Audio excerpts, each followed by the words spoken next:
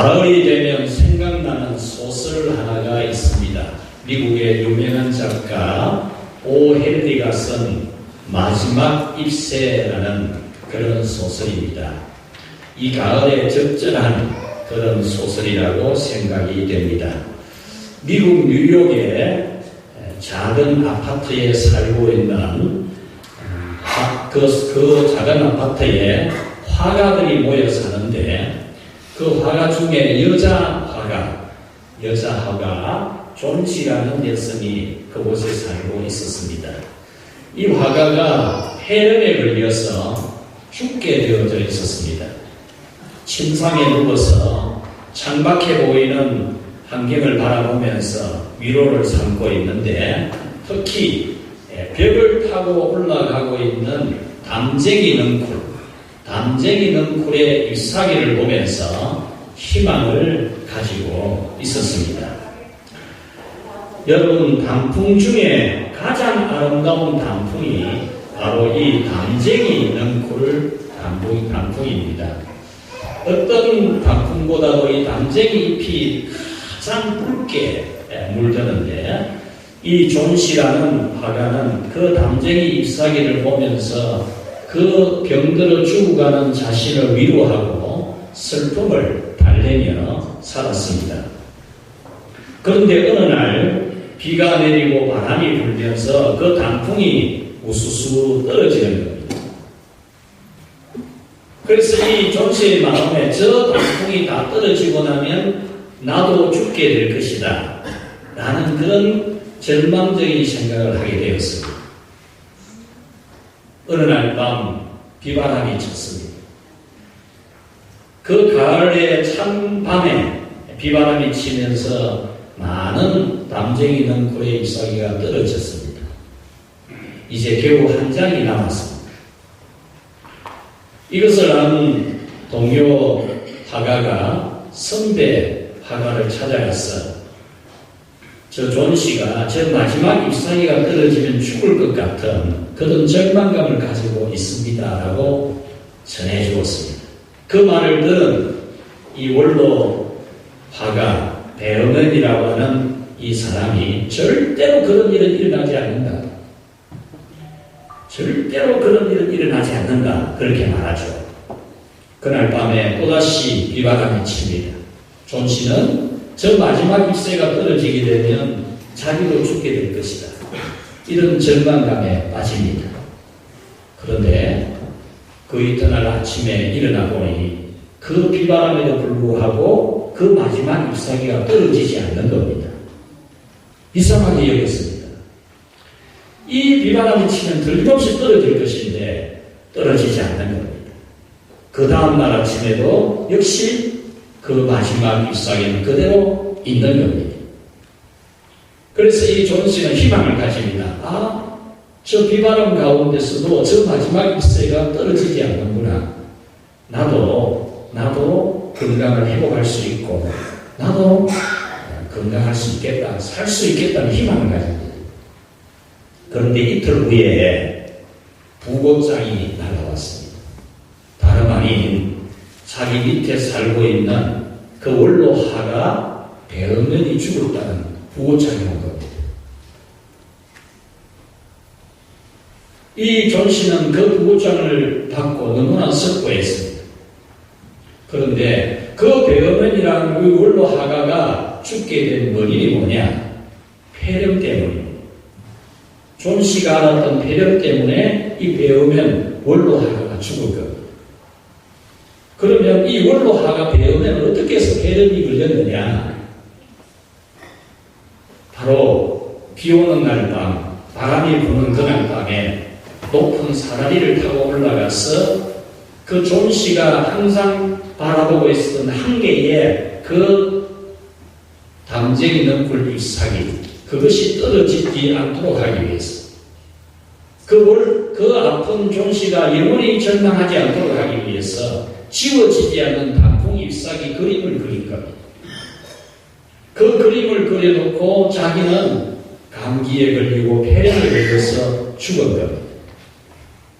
그래서 자기는 죽고 존시는 살린 거죠. 이것을 두고 그 동료 하가 수라는 사람은 이 베어맨 물로 하가가 평소에 나는 걸작을 남길 것이다. 그렇게 말했으면서도 늘 술에 취해서 작품 하나 제대로 남기지 못했는데 바로 이 마지막 잎사귀, 단풍 잎사귀 하나 그려놓은 이것이 그의 최대의 걸작이다 라는 평가를 내렸죠. 여러분, 이 이야기는 희망을 이야기하는 겁니다. 존 씨가 절망할 수밖에 없는, 죽을 수밖에 없는 상황이지만 그 희망의 불씨를 살려주기 위해서, 희망의 그 싹을 틔워주기 위해서 베어맨은 자기가 폐렴에 걸려 죽을지라도 그 비바람을 맞으면서 그 존 씨가 잠자는 밤에 그 잎사귀 바로 그 자리에 이 담쟁이는 꿀 잎사귀 그림을 그려 놓은 겁니다. 여러분, 희망이 있어야 됩니다. 희망이 없으면 세상을 살아갈 수가 없습니다. 희망이 있으면 견딜 수 있고, 희망이 있으면 참을 수 있고, 희망이 있으면 할 수 있습니다. 그러나 희망이 없으면, 희망이 사라지면 참을 수도 없고 견딜 수도 없고 어떤 것도 할 수가 없습니다. 여러분에게 어떤 희망이 있습니까? 오늘 성경은 희망을 이야기하고 있습니다. 가을에 떨어지는 낙엽 같은 인생에게 희망을 말해주는 것이 오늘 성경입니다. 그래서 오늘은 희망 이야기를 여러분에게 들려드리려고 합니다. 풀 같은 인생에게 희망이 있을까? 우리에게 무슨 희망이 있을까? 오늘 성경은 인간을 풀과 같은 존재라 그렇게 말합니다.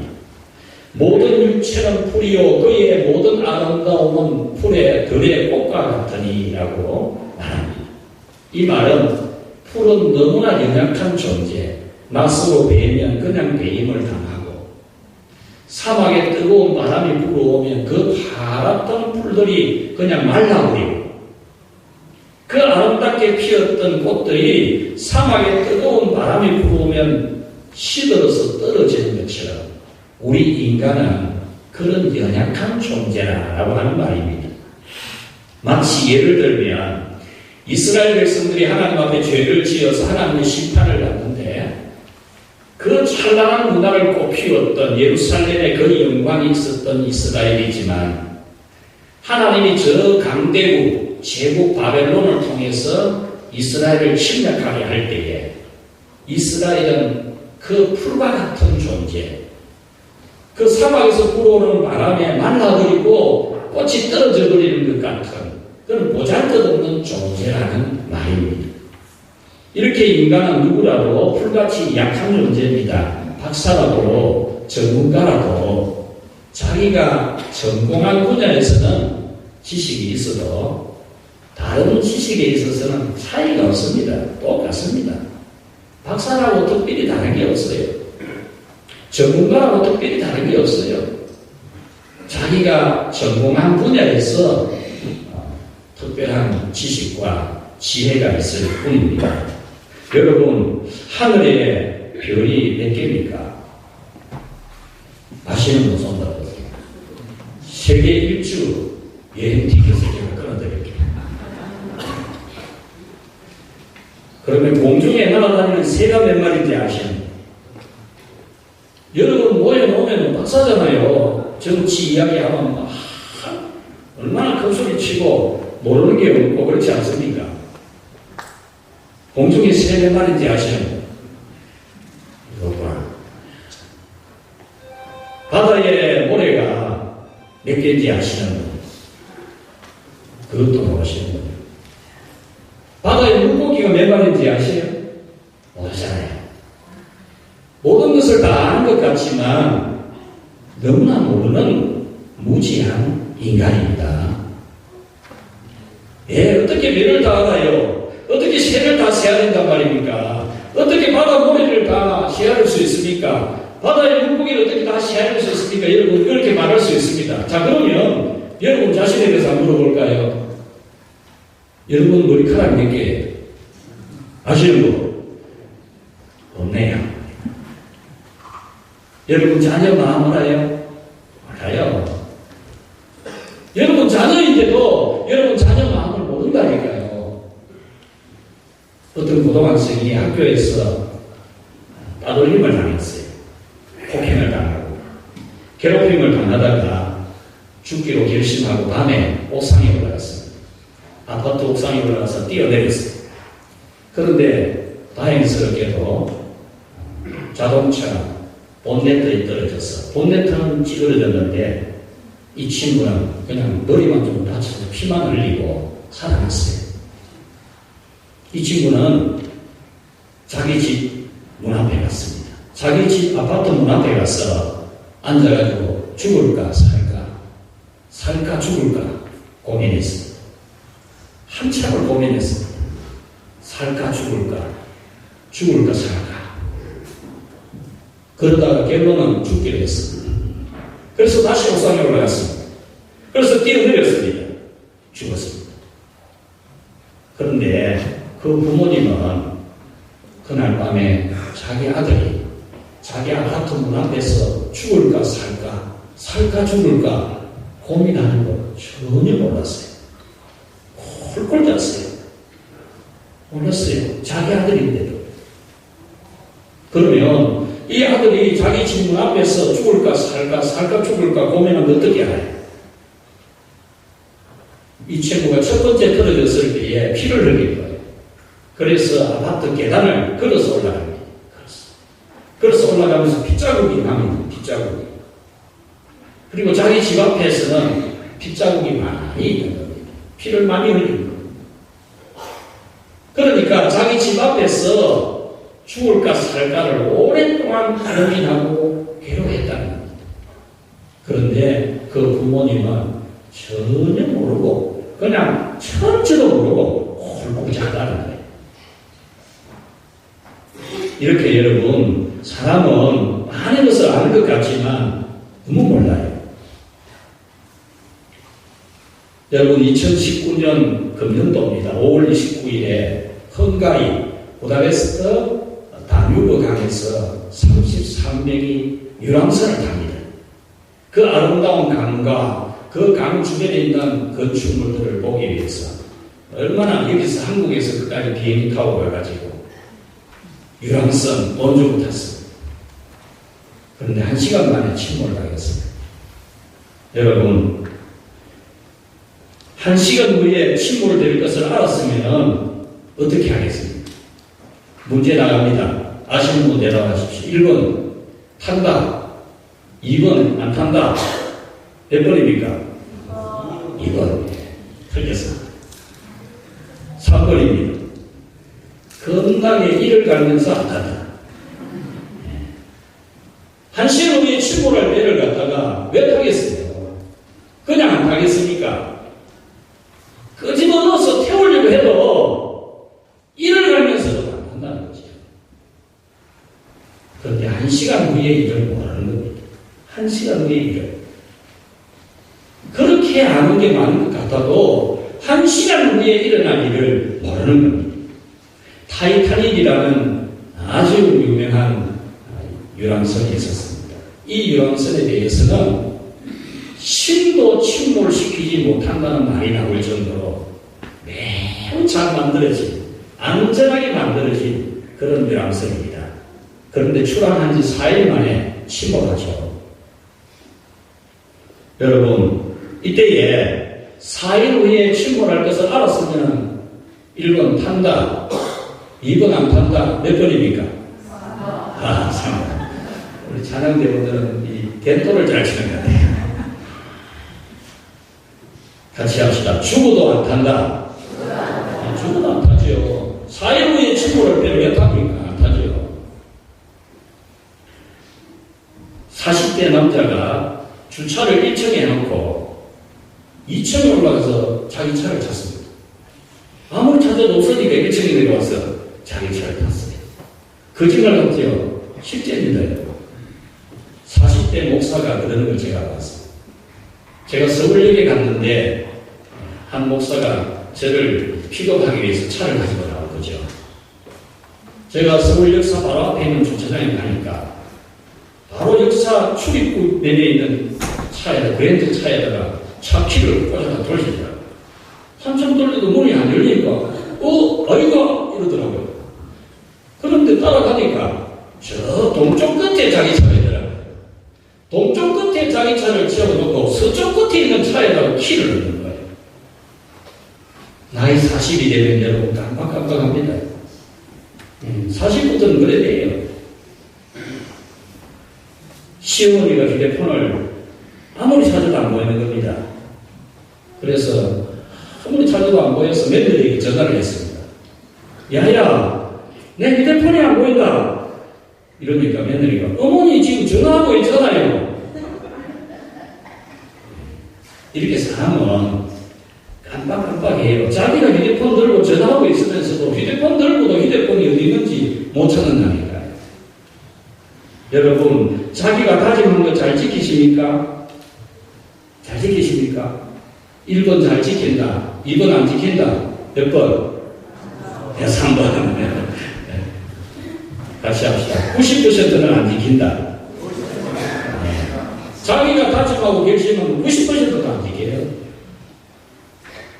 술 끊겠다. 다 다짐하시는 분 술 끊습니까?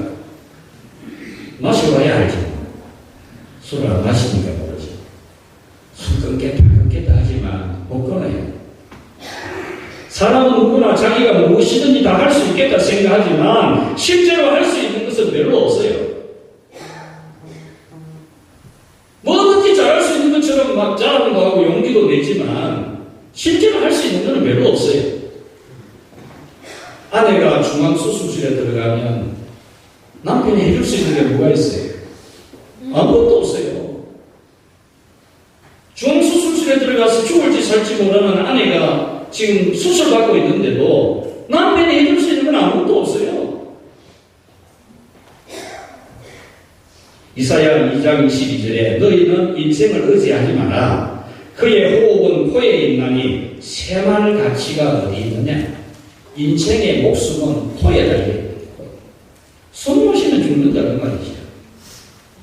숨 모시면 죽는 인간을 같이 합시다. 논할 가치가 없다.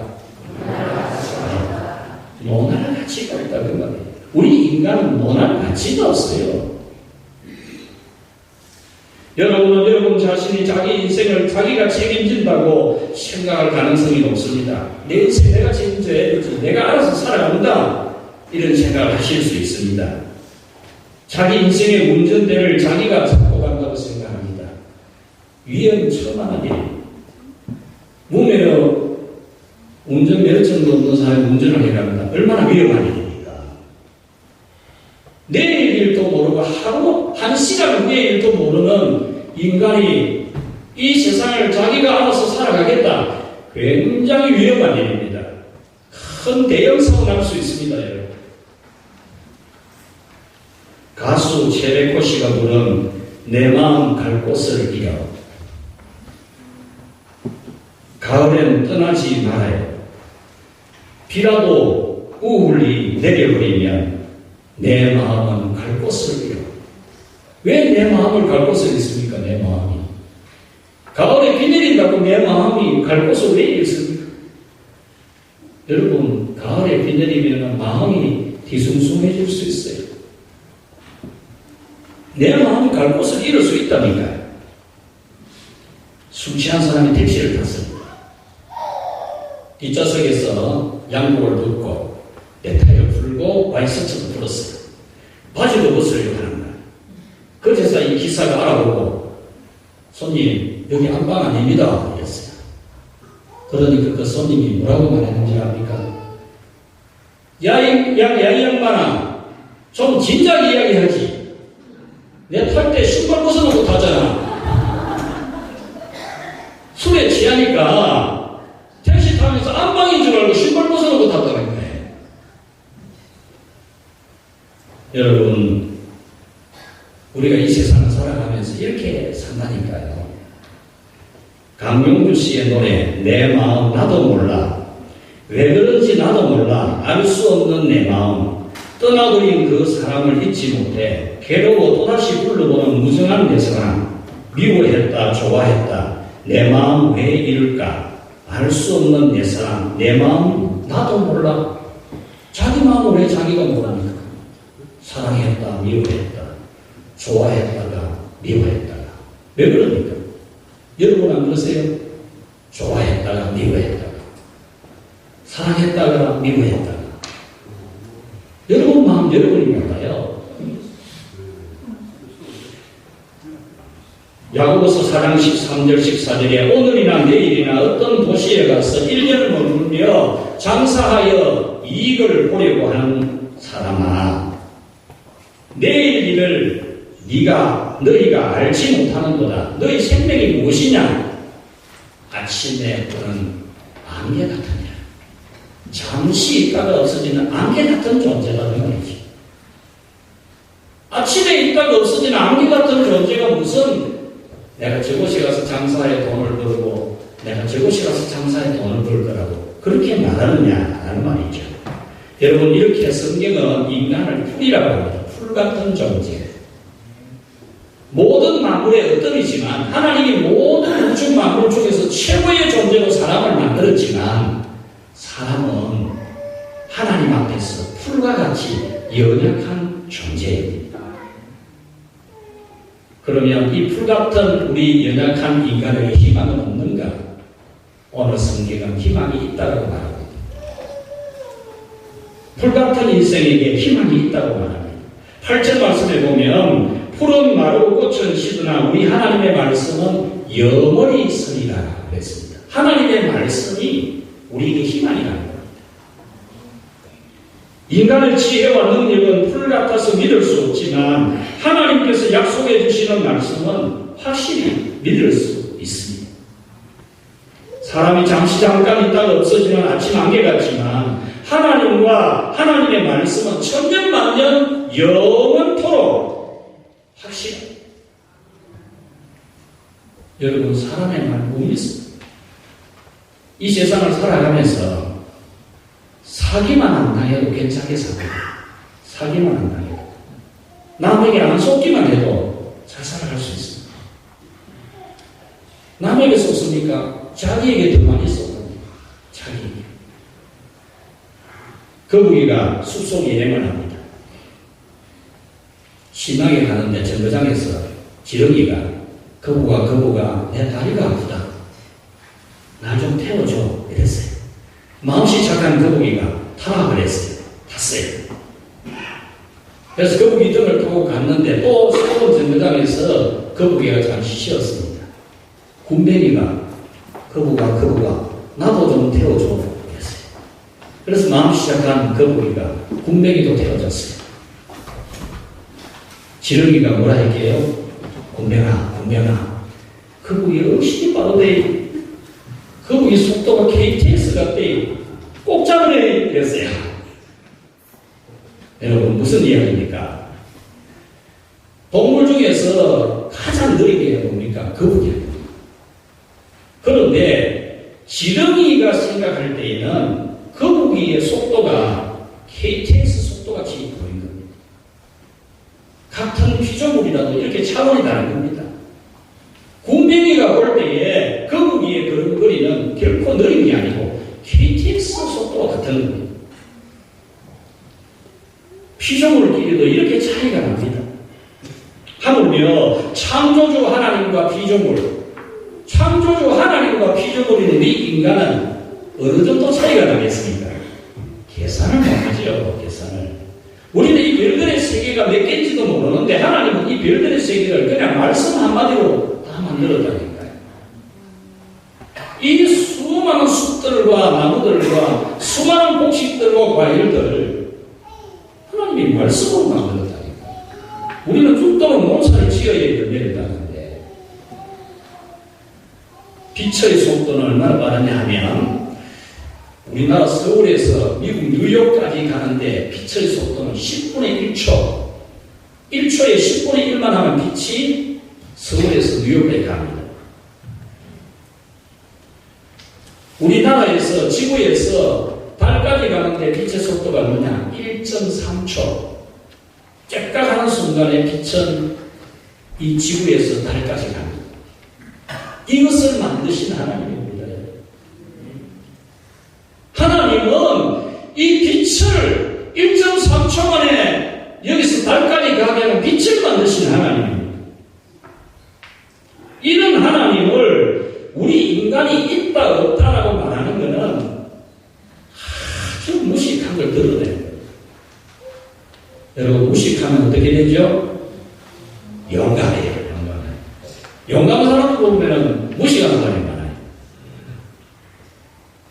하나님이 있다 없다, 자기 지금 머리카락이 몇 개인지도 모르는 사람이 그렇게 잘난 척하고 아는 척하고 뭐 못하는 게 적다고 생각하는 사람이 눈썹 한 개도 자기가 못 만들면 되잖아요. 눈썹 하나. 살아있는 눈썹 하나 만들 수 있는 사람 없어요, 지금. 손톱 하나 만들 수 없다니까요. 최고의 의학을 가진, 세계의 최고의 예술을 가진 사람들이. 세계의 모든 과학자들이, 의학자들이 다 모여도 살아있는 눈동자 하나 지금 못 만든다니까요. 그런 인간이 어떻게 이 인간, 사람의 인체의 신비를 가진 인간을 만든 하나님을 보고 있다 없다 그런 말을 한단 말입니까? 무식해서 그렇지. 푸른 마르고 꽃은 시드나 우리 하나님의 말씀은 영원히 서리라고 했습니다. 이 말씀 풀같은 인간은 믿을 수 없지만 하나님의 약속은 믿을 수 있다는 겁니다. 성경에서 고난을 가장 많이 받은 사람은 욥입니다. 욥이라는 사람은 참 의로운 사람입니다. 하나님을 잘 경외한 사람입니다. 그런데 굉장한 부자가 하루아침에 알거지가 되었습니다. 그리고 11명의 자녀가 있었는데 11명의 자녀가 태풍이 불어가지고 한 집안에 있다가 다 빨려 죽었습니다. 그리고 머리부터 발끝까지 피고름이 나고 살이 썩는 냄새가 납니다. 아내는 저주를 하고 등을 보이면서 도망을 가고 있습니다. 이 욥은 얼마나 슬프겠습니까? 얼마나 억울하겠습니까? 얼마나 절망적이겠습니까? 그러나 이 욥은 절망하지 않았습니다. 슬퍼하지 않았습니다. 원망하지 않았습니다. 왜? 자기는 돈 중심으로 안 살았기 때문에, 돈이 최고라고 생각 안 했기 때문에 그 많은 재산이 하루아침에 싹 날아가고 알거지가 되어도 하나님 보고 원망 안 했어요. 왜? 돈이 최고가 아니기 때문에, 돈 중심으로 살았지 않기 때문에. 이 욥은 자녀 11명이 죽었어요. 얼마나 슬픈 일입니까? 그런데 하나님을 원망하지 않았어요. 왜? 자기는 자기는 자녀 중심으로 알고 살았기 때문에. 자녀를 잃은 것은 너무나 슬프지만 자녀가 제일이라고 생각하지 않았기 때문에. 그는 아내가 떠나도 원망하지 않았습니다. 왜? 자기는 아내를 제일로 생각하지 않았기 때문에. 그는 하나님을 제일로 여겼기 때문에. 그런 환난, 그런 풍파를 만나도 이기고 견디고 참고 자기 몸이 병들어도 건강을 제일로 생각 안 하기 때문에 자기 몸이 병들어도 하나님을 원망하지 않았습니다. 그런 그를 하나님은 축복해 주시고 다시 건강해지게 하고 자녀를 다시 더 훌륭한 자녀들을 낳게 하고 원래 가졌던 재물보다 배나 더 많게 주셨습니다. 욥기 23장 10절에 욥은 이렇게 고백을 합니다. 내 인생길을 하나님이 아시나니 그가 나를 단련하신 후에는 내가 순금같이 되어 나오리라. 이 말씀은 나는 나를 모른다 그 말입니다. 그가 나를 아시나니 이 말은 나도 나를 모른다. 내가 왜 이렇게 환난을 당했는지, 내가 왜 이렇게 고난을 당했는지, 내 몸이 이렇게 병들었는지 나도 모른다. 아무리 생각해봐도 모르겠다. 내 아내가 왜 나를 버리고 갔는지 난 모른다. 왜 하루아침에 태풍이 불어서 내 자녀 11명이 갑자기 죽었는지 나는 이해할 수가 없다. 전혀 모르겠다. 그런데 하나님은 아십니다. 내가 왜 이렇게 된지 하나님은 이 고난으로 나를 발견하신 후에 나를 순금 같은 존재로 나오게 할 것이다. 그런 고백을 했습니다. 여러분, 인간이 믿을 곳은 하나님뿐입니다. 하나님뿐이에요. 야고보서 1장 17절에 하나님은 변함도 없고 회전하는 그림자도 없으시다 그랬는데, 이 회전한다는 말 뜻은 뭐냐면 끄떡거림이란 말이에요. 끄떡거림. 하나님은 끄떡거리는 움직임도 없이 견고하게 서 있다 그 말입니다. 여러분, 하나님은 확실히 믿을 수 있습니다.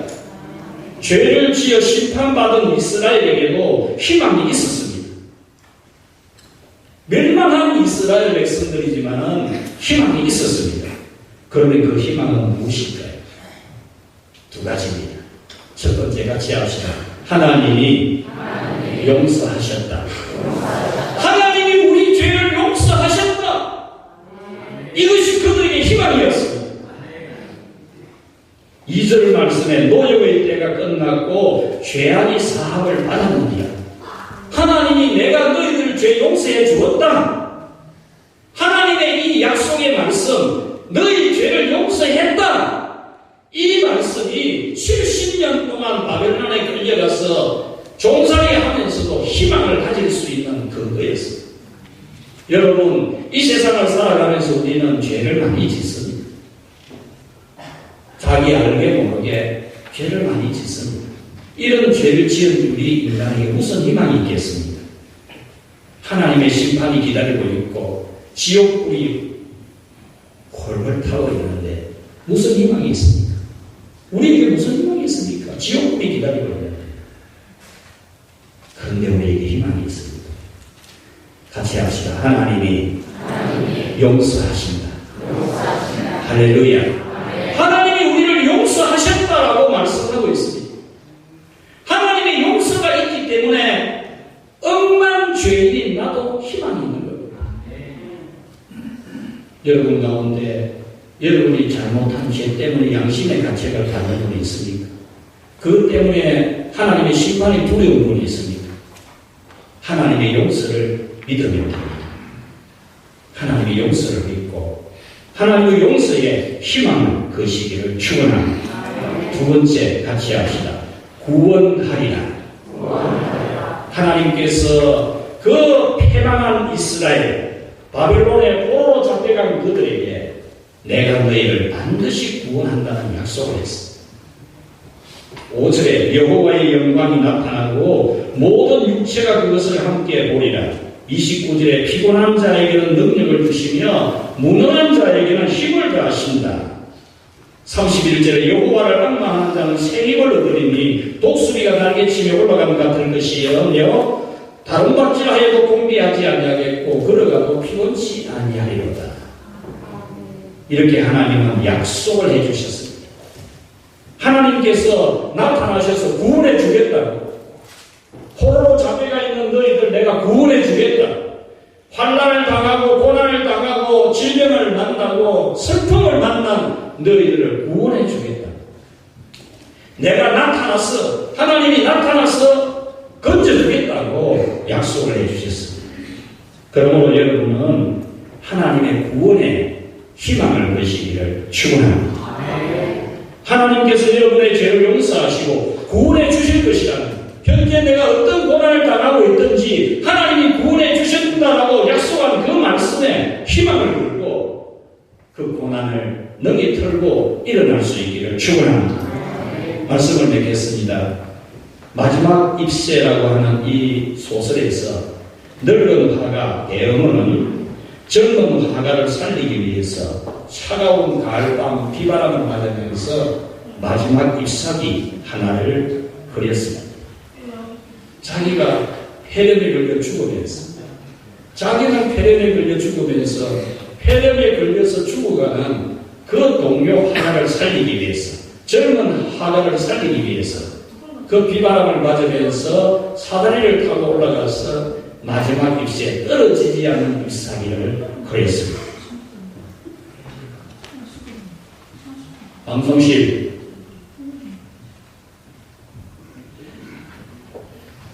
이 소설의 작가 오헨리의 본명은 윌리엄 시드니 포터라고 하는 원래 이름이 있습니다.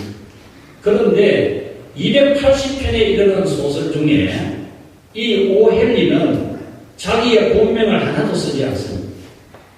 모두 다 오헨리 작품이라고 그렇게 씁니다. 이 소설의 작가는 왜 그렇게 했을까요? 왜?